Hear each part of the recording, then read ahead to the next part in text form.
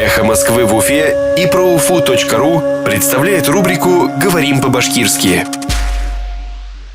Подписка. Ядылу.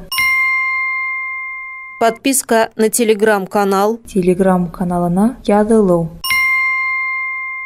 Подписка на телеграм-канал. Телеграм-каналына ядылу.